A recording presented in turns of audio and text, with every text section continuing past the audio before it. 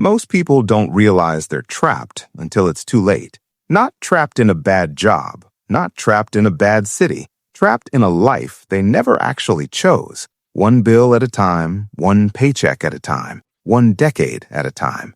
And by the time they look up and notice, they're 55. That's the thing nobody warns you about. It doesn't feel like a trap. It feels like normal. And that's exactly what makes it so dangerous. Let me paint a picture you probably know way too well. It's Sunday evening. You're lying on the couch. You've had a decent weekend.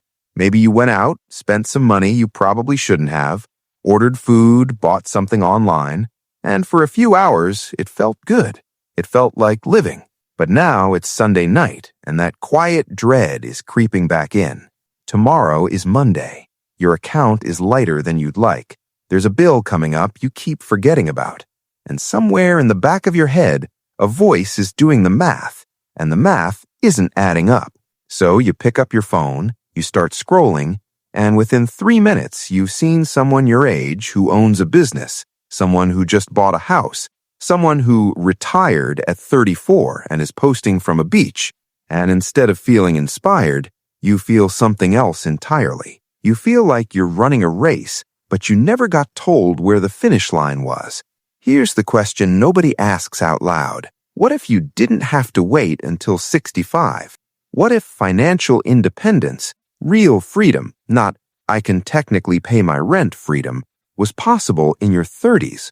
Not for some genius tech founder, not for someone who inherited money, for someone who just understood a few things early enough to act on them. That's what this video is about.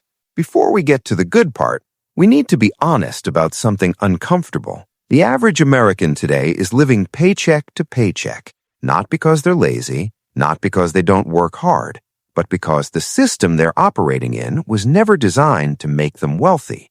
It was designed to make them functional. Keep working, keep spending, keep borrowing. Repeat until retirement.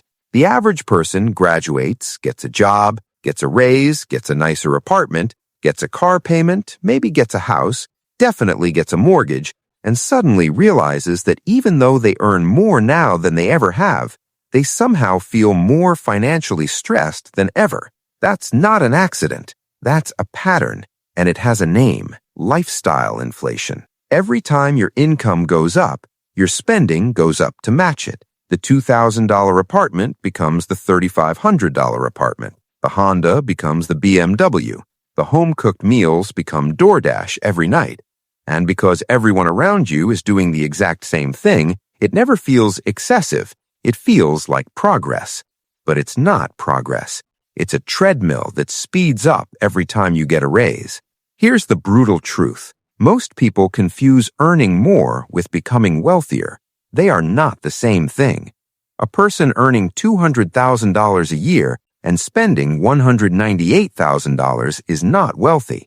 They are one bad month away from disaster.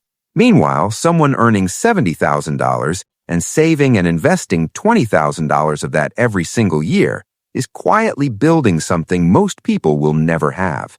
Not a lifestyle, a life. So what does the other side actually look like? Not the fantasy version, not the yacht, not the island. The real version, the quiet, underrated, deeply satisfying version that nobody makes Instagram posts about. Picture this. It's a Tuesday morning. You wake up without an alarm, not because you're on vacation, because Tuesday is just your day. You make coffee slowly. You sit somewhere comfortable. You check your phone, not for work emails, not for missed calls from a boss, just because you want to. You have a meeting at 11. Maybe it's a project you're excited about. Maybe it's something you chose to be part of. And when it's done, you close the laptop and go for a walk. Not because you've earned it, just because you can. Your bills are paid, your future is funded, the money is working while you rest. You don't lie awake at 2 a.m. running numbers. You don't feel your stomach tighten every time an unexpected expense shows up. You don't count the days to the next paycheck because you're not dependent on the next paycheck. That's not retirement. That's financial independence. And in your 30s, if you play it right, that life is not a fantasy. It's a math problem, and math problems have solutions. Here's where most people get it wrong. They think wealth is about income. Get a better job, make more money, everything gets better. But income is just the raw material. What you do with it is what actually matters. Think about it like water. If you pour water into a bucket with a hole in it, it doesn't matter how fast you pour. The bucket never fills up. Most people are pouring as fast as they can, working harder, getting promotions, picking up side gigs, but the hole in the bottom is spending. And until you fix the hole, none of the water stays. Wealthy people don't just earn more, they keep more. They redirect more. They put their money somewhere it can grow on its own. And this is where consumer psychology comes in, because the world is spending billions of dollars to make sure you don't do that. Every ad you see is scientifically engineered to make you feel like you're missing something. Every upgrade, every new version, every limited time offer exists to separate you from your money before you can think clearly. They know that emotion beats logic. They know that "you deserve this" is one of the most powerful sentences in the English language, and they use it against you. The person who becomes financially independent in their 30s isn't superhuman. They just got wise to the game earlier than most. They started asking a different question. Not, "Can I afford this?" but, "Is this worth what it's actually costing me?" Not just in dollars, but in years of my life. That question is the turning point, because once you see money not as something you spend to feel good right now, but as something that buys you time, irreplaceable, non-renewable time, everything changes. Let's say you're 25. And you have $300 a month that you're spending on things you don't actually care about. Subscriptions you forgot about, dinners you didn't really enjoy, stuff that felt good for 48 hours and then disappeared into the background of your apartment. If instead you invested that $300 every single month, starting at 25, and it grew at an average annual return of about 8%, which is conservative by historical market standards, by the time you're 45, that's close to $175,000. You didn't work harder. You didn't get a second job. You just redirected money that was already leaving your hands anyway and pointed it somewhere that actually worked for you. That's the power of compound growth. And it's one of the most counterintuitive forces in finance because it's slow at first, painfully slow.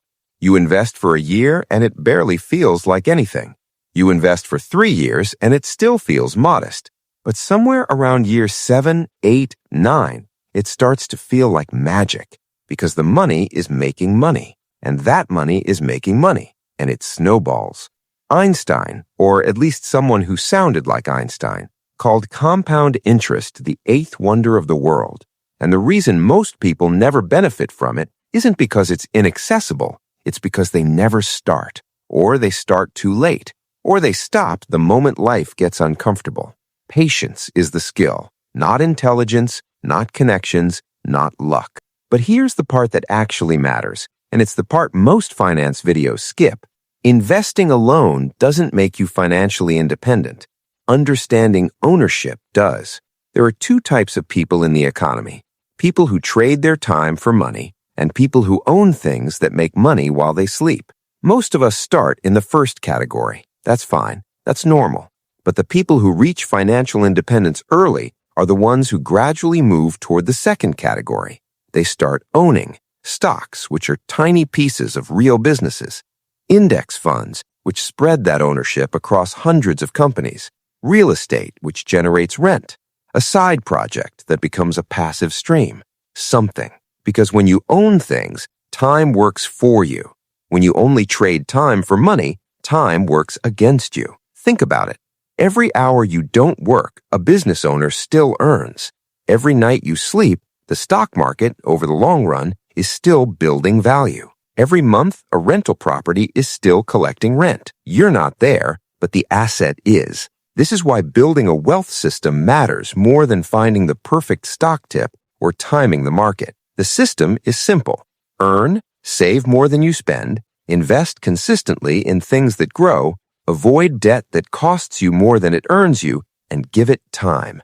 That's not a secret. It's almost boring to say out loud, but boring is what actually works. Let's talk about debt for a second, because not all debt is created equal.